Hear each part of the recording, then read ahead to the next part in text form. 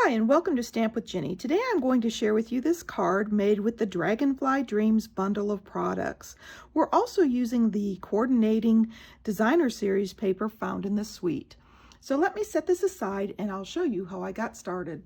Okay, for this project I'm going to start with my Whisper White cardstock, and I'm going to take my Dragonfly. This one happens to have the solid body image, and I am going to stamp him onto the front of my panel randomly.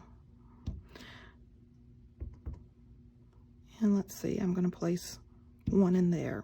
Okay, at this point I'm going to take my bumblebee and I am going to stamp the filler wing image. Now this image is not designed to match exactly. It's supposed to be more natural. So I'm doing the left side first and then the right. And of course, if you want a softer look, you can stamp this ink off before you stamp it onto your card front. Now that I've got that done, I'm going to bring in my bumblebee panel and I am going to stamp my sentiment in the Misty Moonlight and stamp it at the bottom of my panel. Then I'm going to take my wing image here and I'm going to stamp one, turn it to do the other side, and two. And what that's going to do is give me a shadow for this dragonfly that I'm going to adhere on there. I've got my front panel done and my sentiment panel, so I am going to bring in this inside panel and I'm going to ink up this beautiful floral image in the bumblebee. And I am going to stamp that in the bottom left-hand corner just for a little color. And of course I can do my envelope at the same time. So now that I have my stamping done, let me show you how I assembled. I'm going to bring in my Misty Moonlight cardstock panel and I am going to fold that with my bone folder. And then I'm going to bring in this center panel.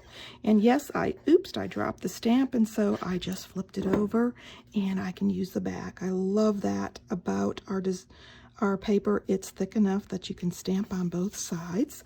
I've got that adhered down, and so I'm going to bring in this striped panel of designer series paper here, and I am going to adhere that right here on the card front, about an inch and a half from the bottom, or about a little below halfway.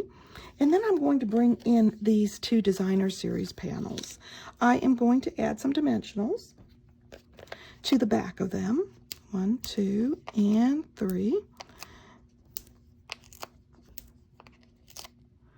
And then remove their backings. Now that I have their backings off, I can take my panel here and place it on my card front where desired. I think I'm going to put it right about there. And then I'm going to take the second panel and I'm going to space it a little bit, about 1/4 of an inch here to the left of that first panel. And then my sentiment panel I'm going to flip over, and I am just going to add some adhesive on the outside edges because I'm going to put that right in the middle of those two pieces of designer series paper. There we go. And now for that beautiful dragonfly. I punched this out of the designer series paper. The designer series paper fits both our large dragonfly image on the punch and the small one.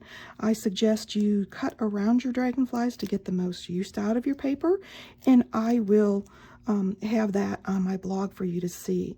I'm going to set this dragonfly right here in the center, showing that shadow beneath him. And of course, since I've got my inside panel done, I'm ready to adhere that inside or just tuck it inside for later when I'm ready to send it. I think you're really going to enjoy the Dragonfly Garden bundle of products and all the fun things you can create with it.